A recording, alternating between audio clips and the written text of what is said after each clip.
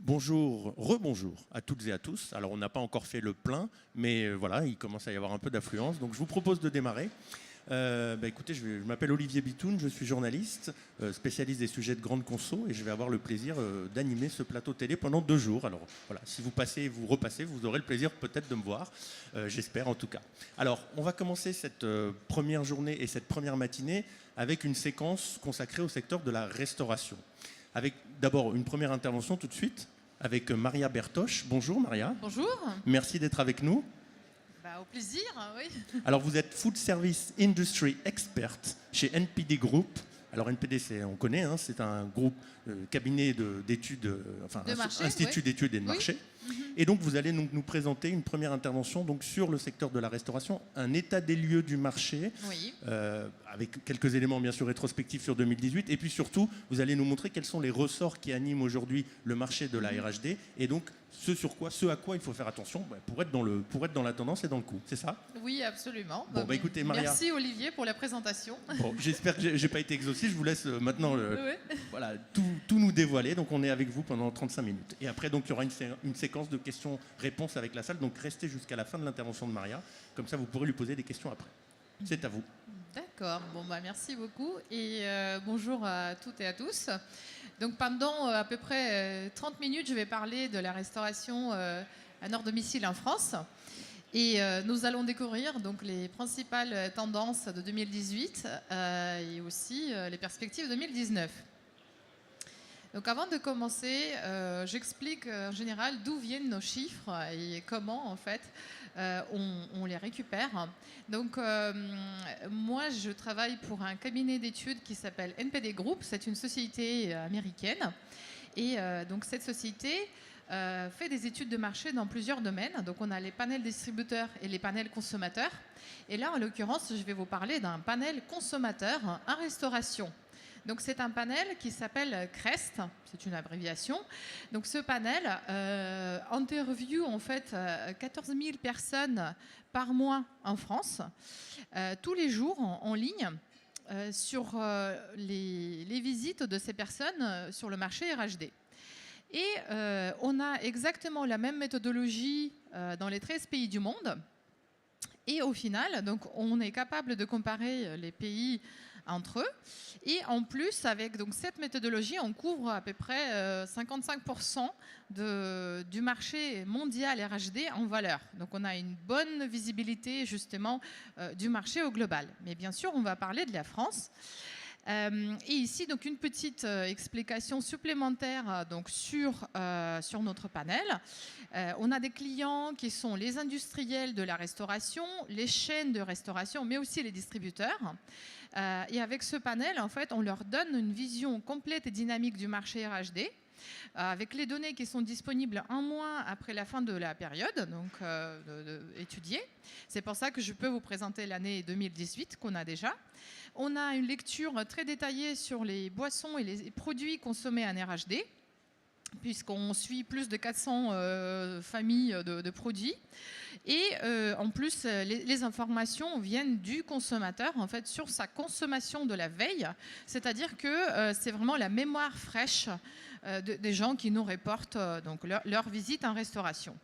Et donc, on interviewe les gens comme vous et moi, et on assure la représentativité du panel qui, en fait, englobe le marché national en France. Voilà, donc ça c'était une petite parenthèse méthodo. Et maintenant on part sur le marché RHD en France. Donc c'est un marché mature à croissance lente. Comme tout à l'heure, je vous ai parlé de visites consommateurs. Donc, pour vous rappeler, le total marché RHD, nous, on couvre tous les segments. Et donc, dans tous les segments de restauration, au global, on a 10 milliards de visites réalisées par an par les Français.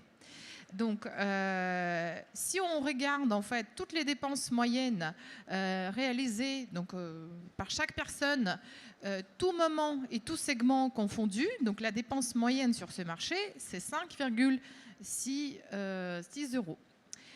Et au total, ça représente les dépenses totales de 56 milliards d'euros.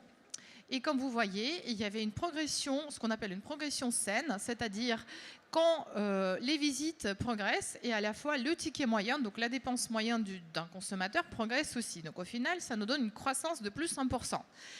Vous pouvez me dire que ce n'est pas une croissance vertigineuse, mais sur les marchés comme le nôtre, en fait, il n'y a jamais des croissances à 2 chiffres, sauf pour les micro-segments, puisque les gens ne mangent jamais 2 fois plus qu'avant. Donc, ils continuent à sortir. Donc, les habitudes changent très lentement.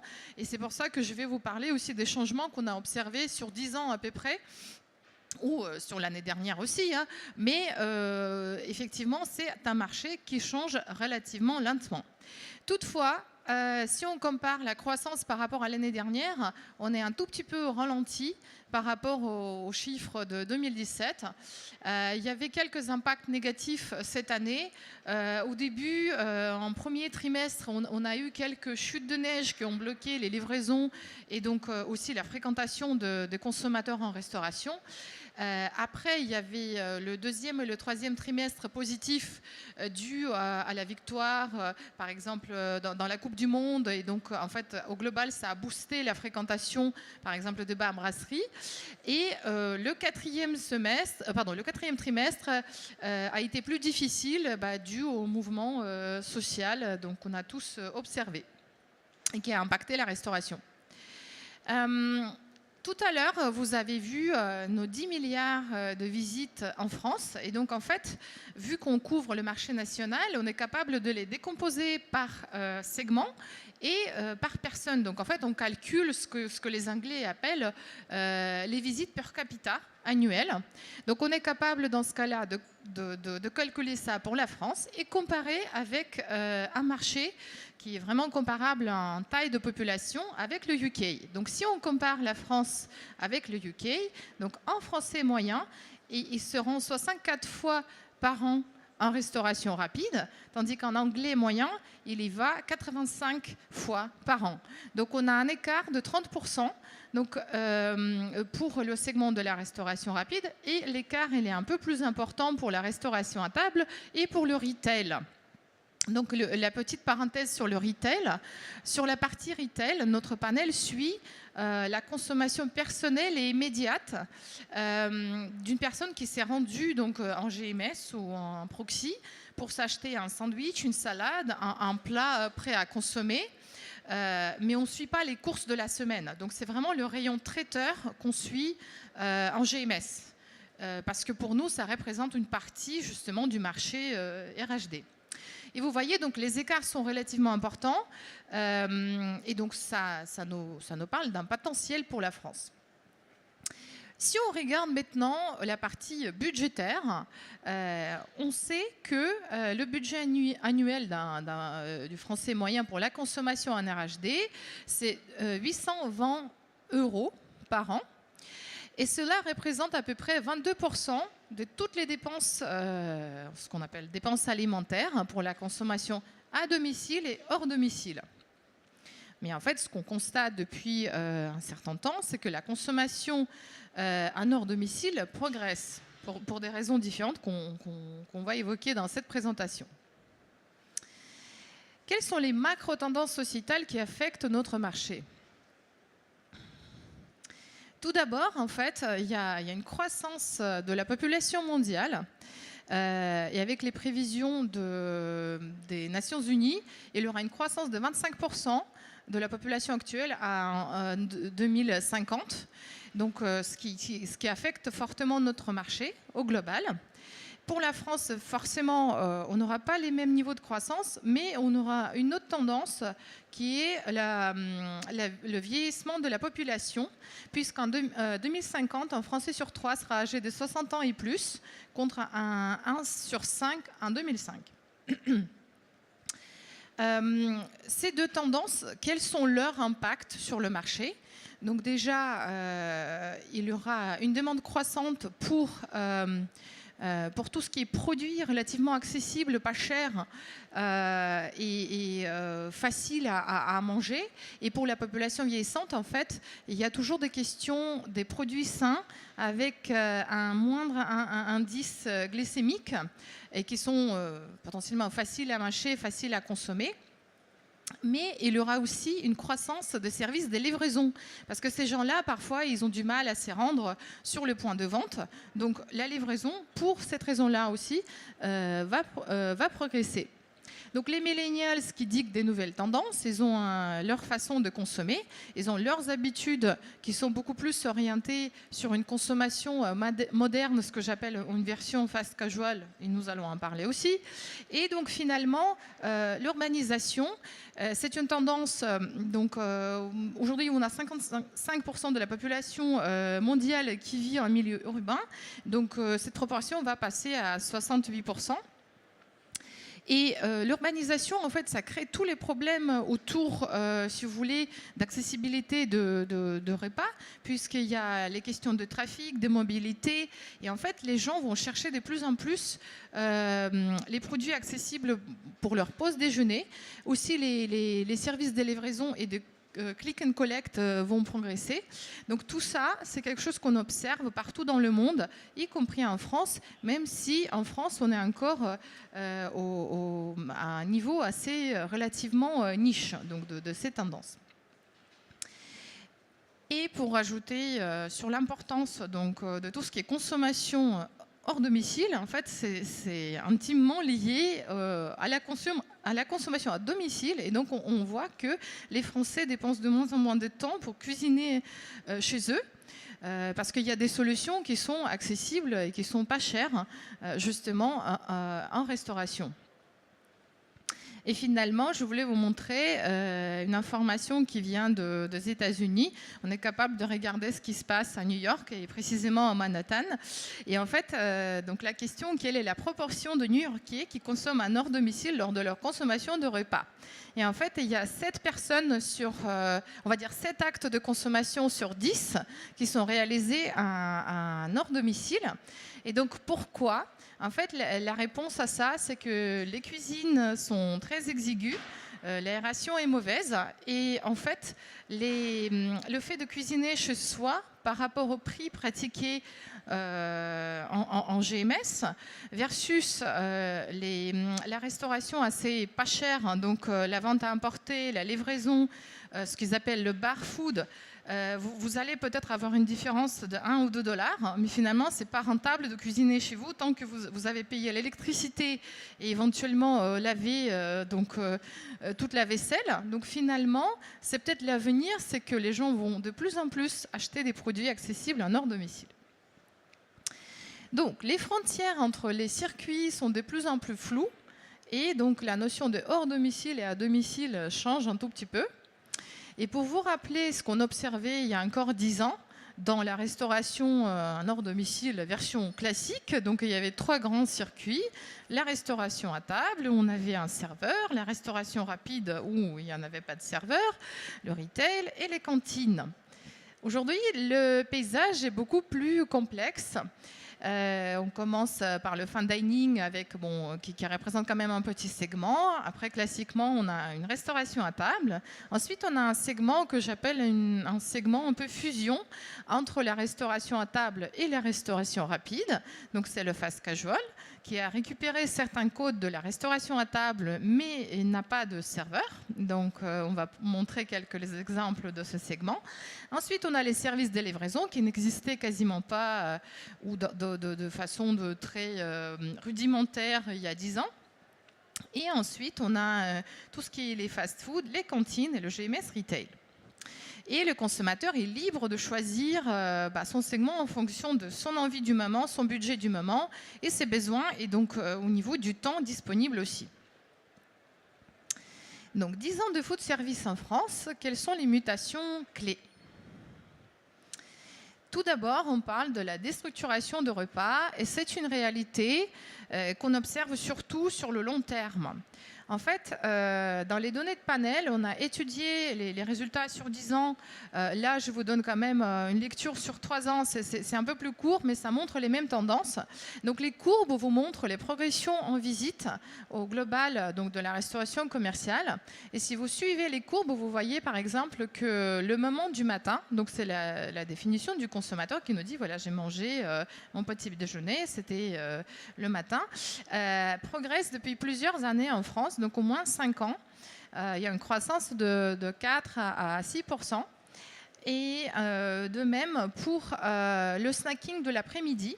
Tandis que le moment qui souffre le plus et qui a souffert en 2018, c'est le moment du déjeuner. Donc on a l'impression que les gens se tournent de plus en plus vers le snacking. Donc ils peuvent manger un petit déjeuner plus consistant, éventuellement zapper la pause du midi, puisqu'il y a le temps d'attente qui est plus long, les points de vente sont saturés, et après ils peuvent acheter un snack aussi dans l'après-midi. Je ne dis pas que tout le monde a changé ses habitudes, donc il y a bien sûr, ça reste le moment le plus important, donc le déjeuner, ça reste le moment le plus important en poids de visite, mais les tendances qu'on observe nous montrent que même les Français, qui étaient considérés comme des bons élèves, qui mangeaient donc, voilà, leur déjeuner à midi, leur goûter à 4 heures, maintenant il y a un peu plus de déstructuration de repas. Donc, par rapport à la déstructuration de repas, si on parle du petit déjeuner, donc c'est un moment qui progresse à la fois grâce à la multiplication des offres proposées donc, par exemple les segments classiques comme les boulangeries, mais maintenant tout le monde se met un peu sur ce créneau. Donc les GMS, il y a des offres déjeuner chez Marks & Spencer, il y a le jus d'orange chez Franprix, il y a aussi les zones de transit qui ont beaucoup augmenté la présence des coffee shops où les gens peuvent prendre un café à emporter. Donc tout ça, ça contribue à la croissance du petit déjeuner. Et deuxièmement, le créneau du snacking de l'après-midi, on a vraiment une particularité en France. Donc tout est vraiment centré autour de 4 heures, tandis que les autres pays européens, vous voyez la distribution de visites, ils n'ont pas cette bosse à 4 heures. Donc vraiment, c'est une particularité française. Et donc, quels sont les circuits qui contribuent fortement dans le développement de ces notions de snacking? On parle de bakery café.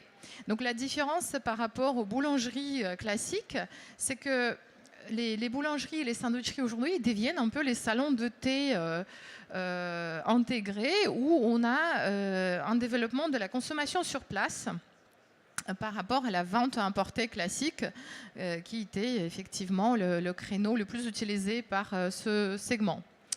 Donc, si on regarde la comparaison de pays européens, la France, c'est en fait le premier pays de Big Five, ce que j'appelle de 5 pays d'Europe, où le poids de sandwicherie, boulangerie en visite, en restauration commerciale, représente un quart. Donc, en fait, un quart de visite de la journée est réalisé en France dans le circuit des boulangeries, sandwicheries. Donc, c'est vraiment énorme. Donc, on est suivi par l'Allemagne. Et donc, si on regarde maintenant précisément le créneau du déjeuner dans les sandwicheries boulangeries, en fait, on a observé sur le long terme que le sandwich, il perd sa cote. Vous voyez, c'est la courbe bleue, donc c'est les volumes de sandwichs consommés. Et les plats principaux ou les salades augmentent en volume, donc de petit à petit. Mais en fait, on trouve beaucoup plus de produits diversifiés maintenant qui sont consommés au déjeuner. Sachant qu'avant, le sandwich, 70% des volumes de sandwich en France sont consommés au déjeuner. Et ensuite, la tendance qu'on a aussi regardée dans les sandwicheries-boulangeries, c'est effectivement ce que j'appelle ce changement au niveau de la vente à emporter et de la consommation sur place. Les évolutions que vous voyez sont les évolutions en visite sur 10 ans. Donc en 10 ans, la consommation sur place a progressé de 36% et la consommation donc, à emporter a baissé de 11% dans les boulangeries sandwicheries. Donc ça montre une tendance, mais c'est quand même, on n'est pas encore arrivé au niveau qu'on observe en Angleterre. Par exemple, c'est un peu plus élevé pour la consommation sur place. Finalement, la deuxième tendance, c'est des nouveaux segments qui émergent. Et là, je parle du petit segment qu'on appelle coffee shop. En fait, il y a 10 ans, on a entendu un critique de restauration qui a dit que Starbucks ne pourra jamais exister en France. Et en dépit de ce fait-là, en fait, finalement, on constate que les enseignes de coffee shop continuent leur développement. Donc, en 10 ans, ils ont progressé de 26% au niveau de visites qu'on constate sur le marché, sachant que le marché au global a perdu 2% de visites. C'est dû en partie à la crise qu'on a tous vécue en 2009 et dont le marché a du mal à se remettre, et donc aussi au ralentissement économique au global. Ça veut dire que les coffee shops, ils ont gagné des parts de marché, vu que le marché progressait moins vite. La troisième tendance, c'est le fast casual généralisé. Qu'est-ce que c'est ce segment un peu mythique dont on parle? En fait, ce segment a vu sa naissance aux États-Unis en 2008. C'était vraiment une fusion entre la restauration rapide et la restauration à table. Et c'est le segment qui a le mieux résisté à la crise de subprime. Et depuis, ce segment a commencé à s'internationaliser et aller dans d'autres pays. Et en fait, les codes de ces segments, c'est souvent donc une grande importance donnée à la qualité des produits. La transparence de préparation, donc souvent il y a une cuisine ouverte quand on cuisine devant vous. Et il y a aussi l'absence du serveur dans le sens classique, donc souvent c'est vendu au comptoir ou bien vous avez une sorte de beeper quand vous pouvez récupérer votre commande. Et finalement, l'ambiance est très décontractée, on se sent vraiment à l'aise et il y a une grande attention aussi au décor. Et donc nous, on classe, ça c'est vraiment le classement de NPD, on classe certaines enseignes et donc maintenant on constate que fast casual, c'est présent dans quasiment chaque segment de la restauration en France. Donc vous voyez quelques enseignes. Et donc, ce segment, en fait, influence les codes de la restauration au global. On peut dire que même les chaînes de la restauration à table s'inspirent du fast casual. Donc, on vous montre le relooking de Hippo, qui devient beaucoup plus une sorte de lieu de divertissement, voilà, donc plus décontracté. Pour chiffrer en fait la croissance de fast casual, en 10 ans, c'est un segment qui a gagné 30% en visite grâce à des nouvelles ouvertures de concepts et des chaînes. Et finalement, il représente à peu près 10% de la restauration rapide aujourd'hui, donc 10% en visite. L'offensive du retail, qu'est-ce qui se passe au niveau du retail? Donc, il y a vraiment une tendance de fond qui en partie vient des États-Unis et aussi de l'Angleterre, avec le développement on va dire des proxys de centre-ville qui évoluent vers un peu les cantines des Français ou des Parisiens. Et là, donc, vous voyez les enseignes qu'on voulait vous montrer. L'intérêt de toutes ces enseignes, c'est que maintenant, ils participent vraiment dans la création, on va dire, des plats un peu version fusion. Et c'est ce qu'on a vu aux États-Unis, mais ce qu'on commence à voir en France. Donc les gens, parfois, ils peuvent compléter par un achat réalisé en retail leur dîner à la maison.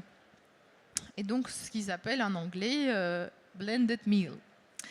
Et pour vous montrer, bon là pour l'instant on n'a pas les chiffres en France, mais on a les chiffres d'Australie.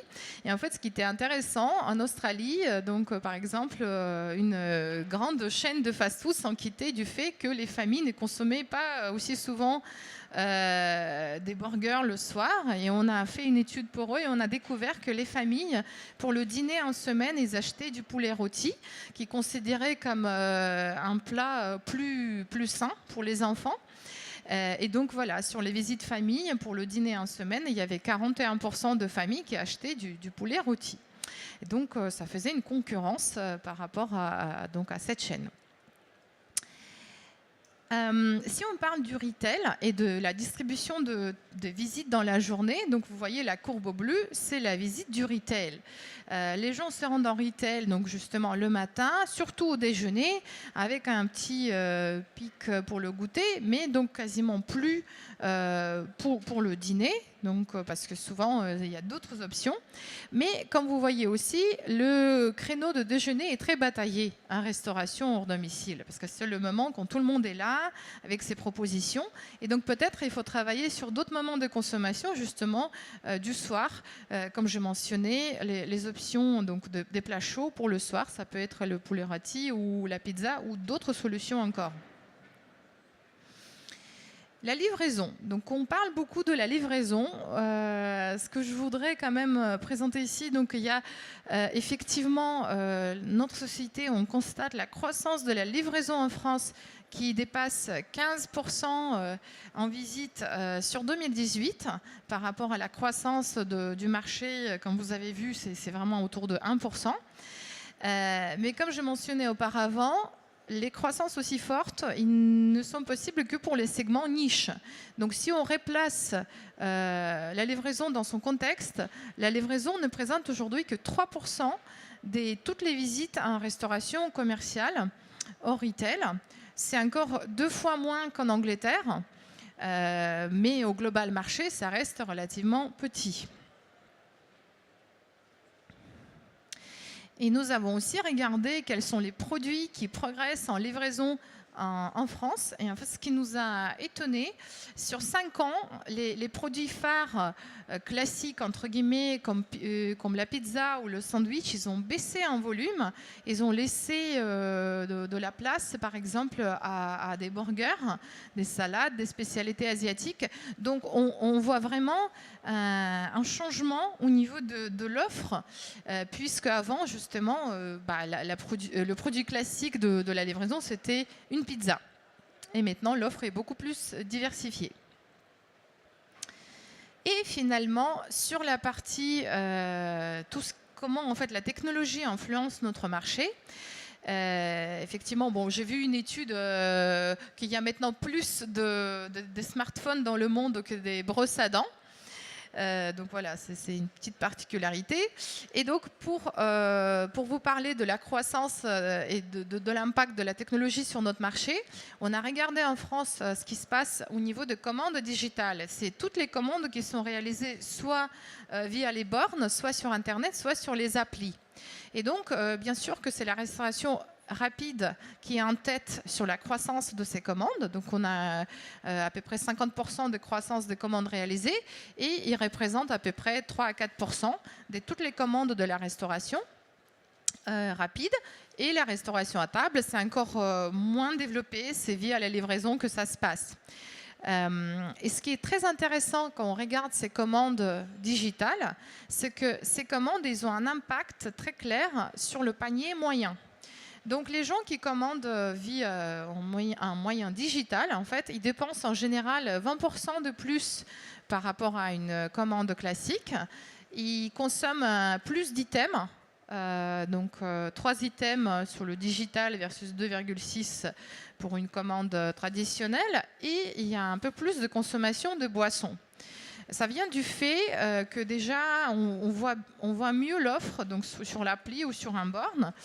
On fait défiler et on a souvent des propositions supplémentaires des industriels ou de la chaîne qui nous rappellent des choses qu'on n'a pas pensé d'acheter. Donc en fait, ça influence réellement. Donc, et ça peut être valable aussi pour la restauration à table, puisqu'on peut faire des commandes sur les tablettes.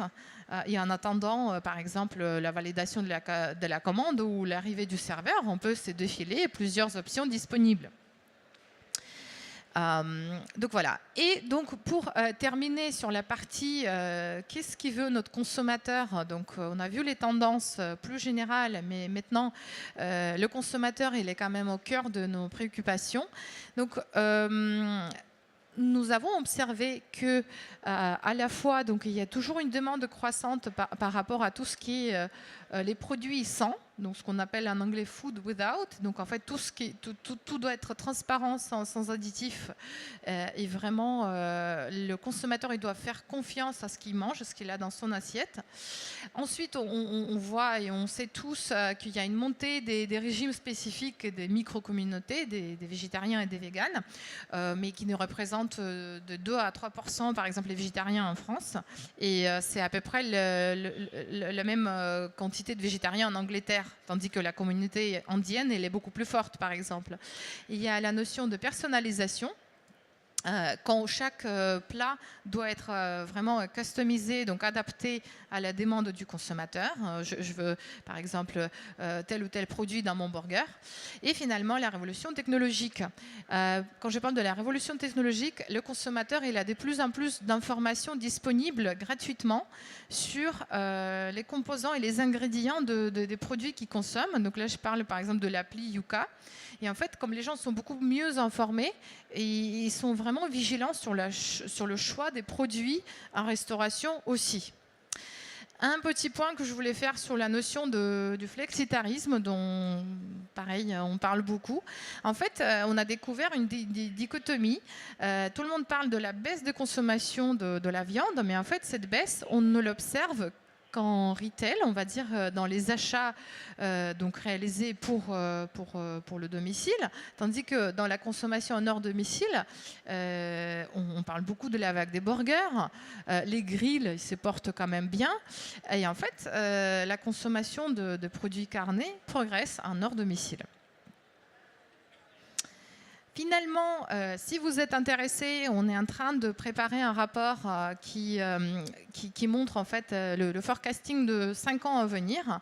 Et en fait, c'est un rapport qui va prendre en compte tout l'historique du panel CREST, puisqu'on a 10 ans d'historique, mais aussi les faits externes, donc le vieillissement de la population, le changement de la pyramide des âges, donc la croissance démographique et aussi les habitudes de consommation. Par exemple, si on mange plus de burgers aujourd'hui, est-ce que ça va se confirmer dans 5 ans. Voilà. Et donc, pour terminer, il y a donc 5 tendances à suivre en 2019-2020. C'est la montée en force du snacking, ça va continuer. L'offensive du retail, avec des offres de plus en plus diversifiées, ça va devenir vraiment une cantine, une solution un peu cantine de français. Le fast casual généralisé, la livraison mariée à la technologie et donc le bien-être révisité. Et finalement, pour la partie donc, RHD en 2019, je voulais résumer que c'est un marché mature à croissance lente, mais il y a quand même le leader de croissance en dépit de cette progression pas très rapide. Donc c'est vraiment, on assiste à une américanisation du marché français. Bon, je ne sais pas si c'est bien ou mal, mais c'est la réalité des choses.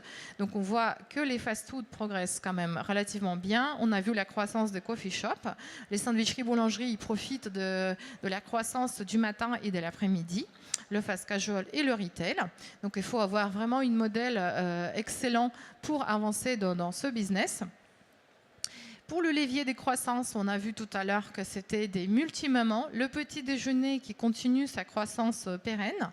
Le soir reste relativement dynamique et il est dynamisé par la livraison.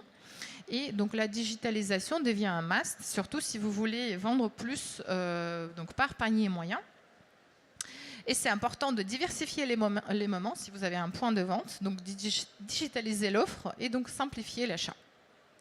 Et finalement, au niveau des produits et des boissons, les grands classiques restent, parce qu'on ne va pas renoncer à des plats classiques en France, mais il y a aussi de plus en plus d'intérêt vers les produits ethniques, parce que les Français voyagent plus qu'avant, ils sont beaucoup plus ouverts à la cuisine du monde, et aussi, donc, comme je mentionnais, les micro-communautés concernant les types de consommation vegan et végétarien. Donc les offres veggie, ça devient un must. On a tous vu que même le géant de fast-food a sorti un burger veggie. Donc voilà, c'est une tendance qui va rester et qui continuera à exister. Et c'est tout de mon côté. Merci beaucoup. Merci. Oui, on peut applaudir Maria. Merci beaucoup Maria. Présentation très exhaustive. Vous nous avez bien montré les mécaniques. Effectivement, en plus, vous avez tenu parfaitement le timing. En ouverture, là, c'est parfait. Je n'ai rien à dire, c'est vraiment génial. Donc, effectivement, toutes les mécaniques à l'œuvre dans le secteur de la RHF. Et donc, effectivement, ce à quoi il faut prêter attention. Alors, effectivement, la thématique de cette journée, c'est le phygital. Donc, comment le digital influence les différents circuits de distribution et donc en particulier la restauration. Et vous nous avez montré que quand on passe par le digital, il y a 20% de valeur en plus sur les commandes, ce qui est quand même significatif. Et vous nous avez donné les explications qui sont, on peut peut-être les redonner. Pourquoi est-ce qu'il y a ces 20% d'augmentation quand on passe par le digital ? Là, l'exemple était de couvrir la restauration rapide. Effectivement, ça vient surtout d'un item acheté en plus. qui fait progresser votre panier moyen.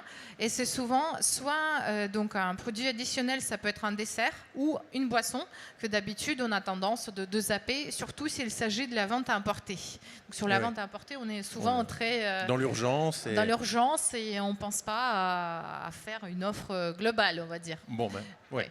Donc effectivement, ça va nous donner de quoi enchaîner tout à l'heure avec la table ronde qui suivra votre intervention. Alors, on est dans les temps, parfait. Donc, si vous avez des questions à poser à Maria, n'hésitez pas. On a un petit moment de questions-réponses. Et je précise qu'ensuite, Maria se déplacera dans l'espace voisin, puisque vous pourrez échanger avec elle si vous voulez aller plus loin, lui poser d'autres questions, etc. Mais néanmoins, pour l'instant, elle peut répondre à vos questions. Si vous avez des questions à lui poser, n'hésitez pas. Parce qu'il y avait beaucoup de choses dans sa présentation. Oui, bon, c'était peut-être un peu chargé. Non, c'était...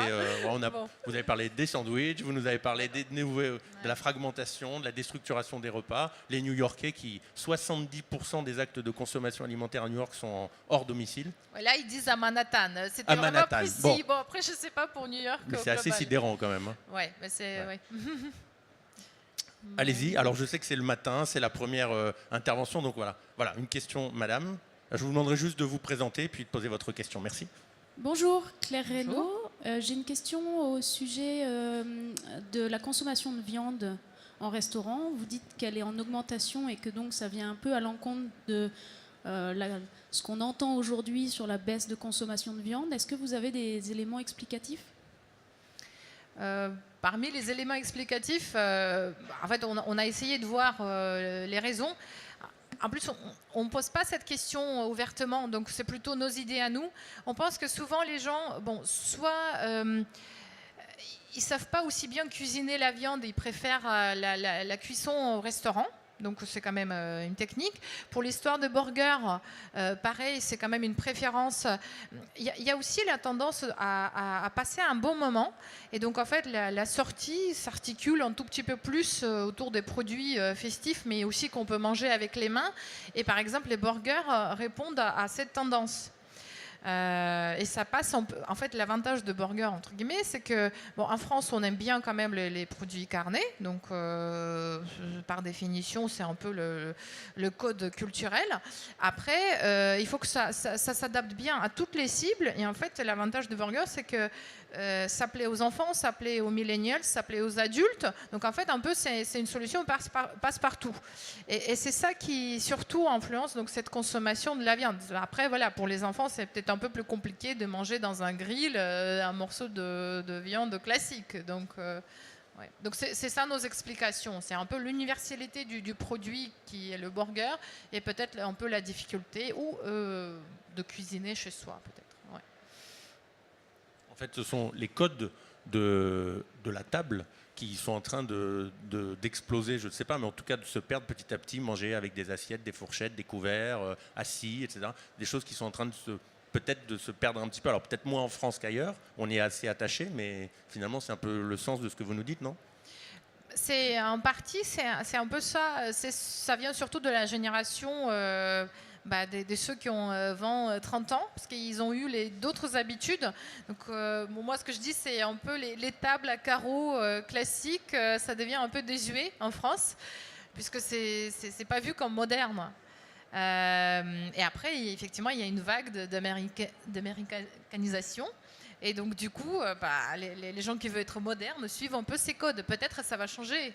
Mais c'est ce qu'on voit aujourd'hui, en fait. Le côté rétro, des fois, ça plaît aussi. Donc les nappes à carreaux, on en voit se développer là où on ne s'y attend pas parfois. Est-ce que vous avez une autre question pour Maria ? Oui, madame. Alors, on va vous faire passer un micro. Oui, bonjour. Voilà, j'aurais aimé savoir, les chefs étoilés s'impliquent dans l'offre RHD.